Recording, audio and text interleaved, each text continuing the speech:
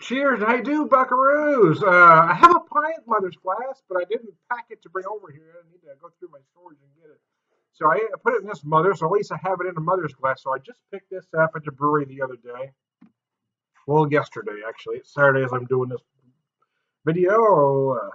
Picked it up Friday evening. Anyways, Sunshine Chugsuckle from their container here. A New England style IPA for every long, strange trip. And kept looking at this, thinking they put more information than that on there, but they did not. I tell you what, the aroma, it looks like glass grapefruit juice does. Obviously, they're going for a New England kind of IPA, but most New Englands that I've had are almost all citrus, man. And this has got some different things going on. Getting a lot of pine on the nose early on there anyway. Let's set that down for a second. Sunshine Chugsuckle. I think I had some information pulled up. Maybe I don't have to read that tiny writing on the bottle. I do. There it is. Okay. Don't like IPAs? Prepare for mothers to change your mind.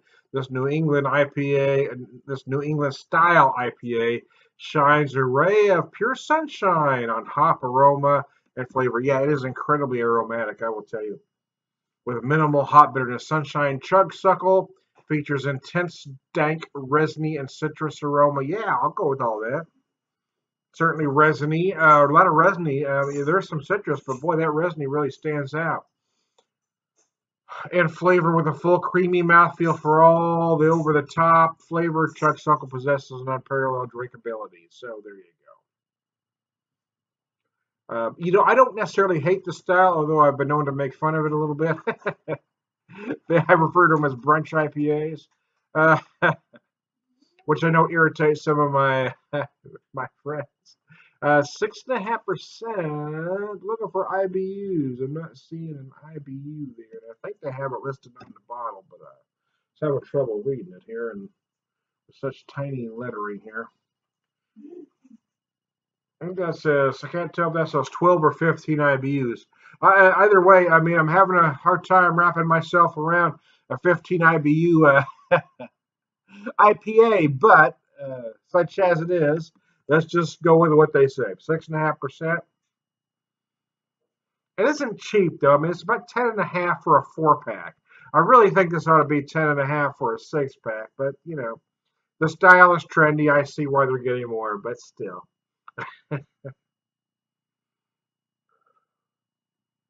Again, back to the aromas. It's aromatically spectacular.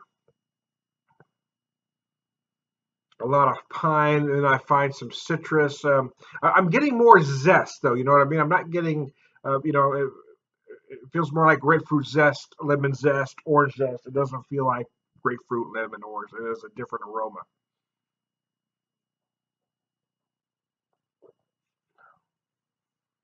Oh, Shazam. This is the first time. A lot of times I have a beer before I do a video. I had it the night before. I don't drink one before I do the video, but I mean, sometimes I've had one the night before. I haven't had this before, and wow, that one kind of caught me off guard. It tastes like somebody took some orange juice, mixed it with some grapefruit juice, and added a sprig of rosemary. That's what it tastes like to me. I shit you not. That's what it tastes like. I ain't kidding, man. Because you get those pine, and the rosemary kind of gives you that kind of feel of pine, but that's what it tastes like. I shit you not. It's very interesting. To me, these beers are more suited for summer. Uh, I know some people like them year round. That's okay. There's nothing wrong with that. But the lighter body, the lighter beer feels more like a summer beer to me. Whereas fall, winter, I like a bigger IPA. Like for instance, here at Nevada Celebration, it's got a little more meat. But yeah, the brunch IPA, son of a gun. Yeah, you know what? I mean, listen. In all seriousness, if I were out for brunch, I would personally prefer one of these to a mimosa. But yeah, I mean, it's the same idea. But I do think they are suited for certain things. I'm enjoying the hell out of it. It's the first one I've had. It's kind of making me a little giddy. The finish is nice and dry. Is aromatically pleasing. It is the flavors are pleasant. It is creamy as they describe.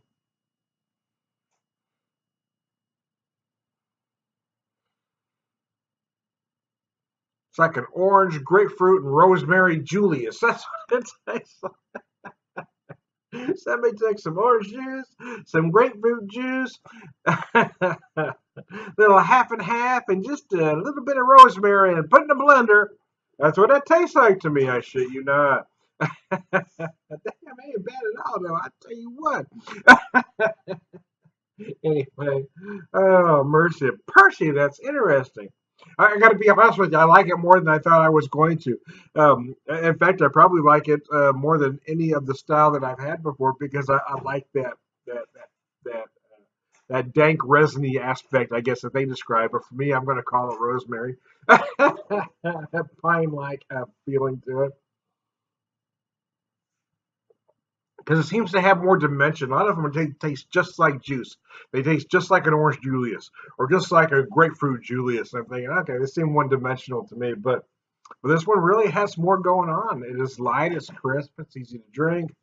I still have a hard time wrapping my head around an IPA with that few IBUs, but they can call it whatever they want.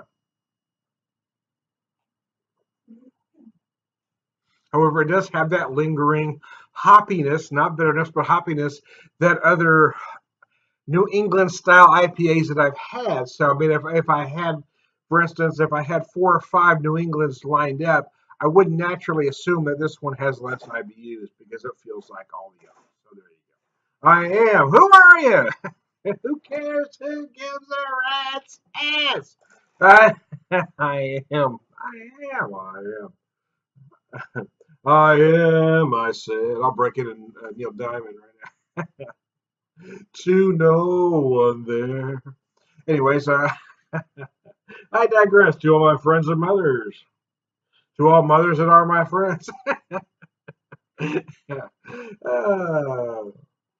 Here's the continuity. Anyway, I am done beer whisper. I drink beer and I say stuff. BeerVangelist, bro, favorite drinker, Purveyor of Wisdom, man. Wow, that's interesting, man. I tell you what, it caught me off guard. It's making me giddy as hell. This is very interesting.